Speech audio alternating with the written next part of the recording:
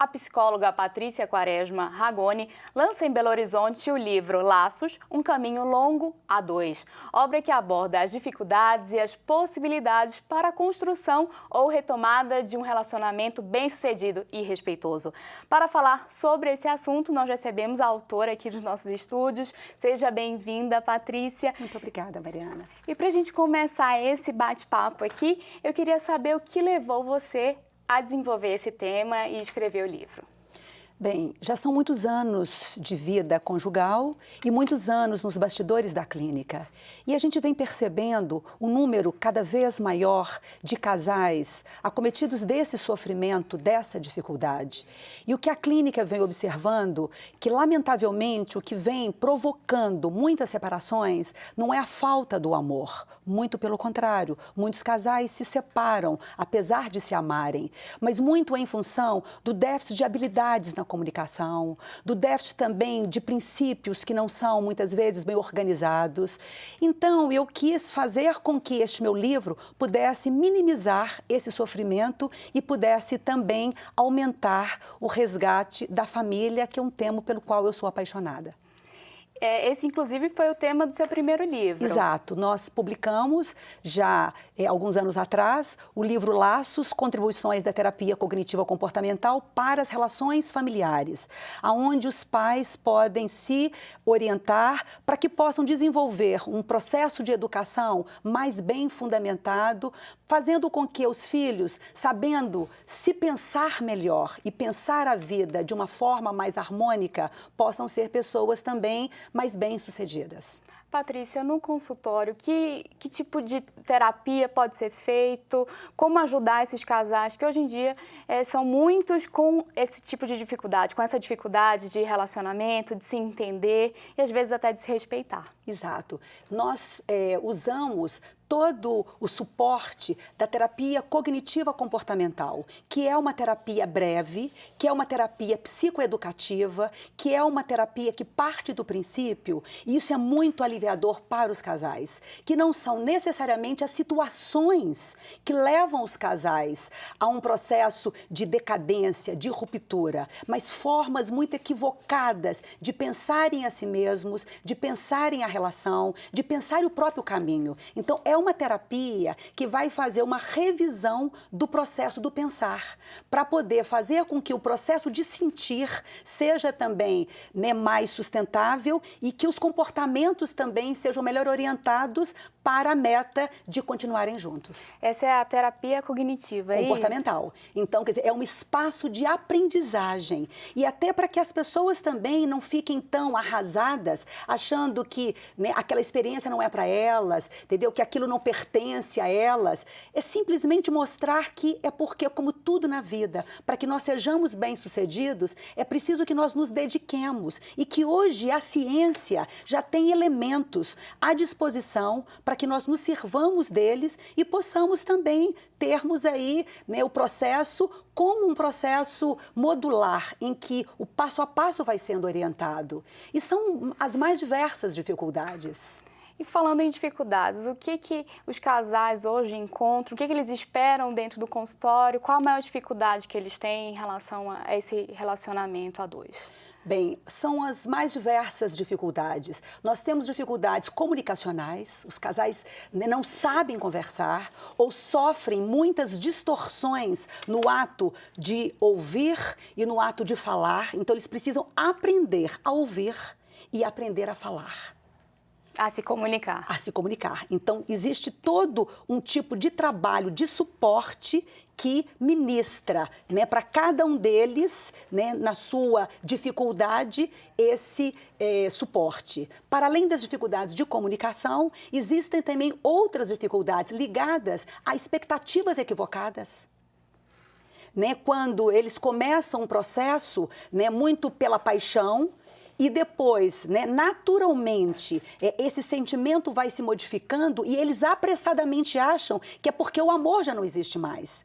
Mas é porque a gente sabe que a paixão é um doping e que você faz uma visão do outro maximizada e depois, quando você vive com o outro, você vai vendo que esse outro tem pontos de fraqueza e pontos de força, né? E muitas vezes eles não sabem lidar com o resgate dessa nova visão, que deixa de ser idealizada para ser uma visão do dia a dia. Então, nós vamos fazer também uma ajuda na revisão desta visão. Bem como outros temas também. Dificuldades com a família do outro, dificuldades na criação com os filhos, isso é bem dificuldade comum, né? muito comum, dificuldade na gestão do dinheiro, dificuldades da rotina, dificuldades também do que tipo de casamento, né, eles querem, um casamento mais aberto, mais fechado, com que tipo de estilo de vida, o que pode, o que não pode.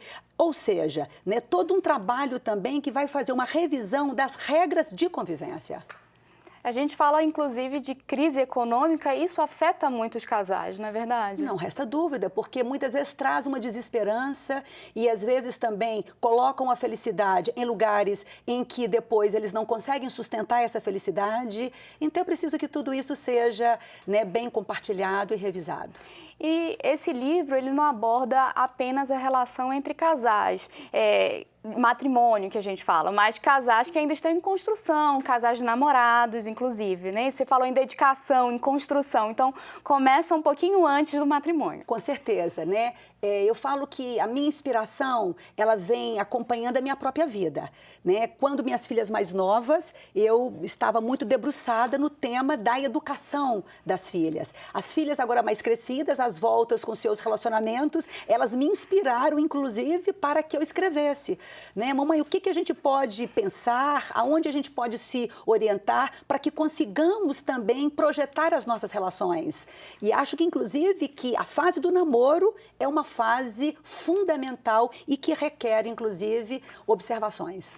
Você está casada já há 28 anos. 28 anos. E como você traz essa experiência para dentro do livro, você escreveu sobre essa sua relação e traz um pouquinho disso? Sim, o meu primeiro livro, as minhas filhas foram as minhas coautoras. O meu segundo livro, o meu marido tem uma co-parceria, né, comigo, e a gente se inspira um pouco na nossa vida, que é uma vida como a de todo mundo, uma vida marcada por muitas dificuldades, por muitas fases, tivemos momentos extremamente difíceis, mas, né, seguimos juntos.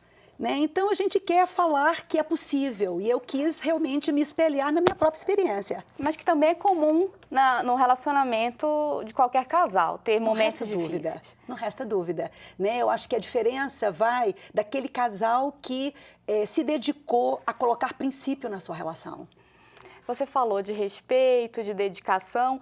Você acredita que hoje, tanto o homem quanto a mulher, eles estão muito exigentes e aí, na primeira briga, não dá certo para mim e separa?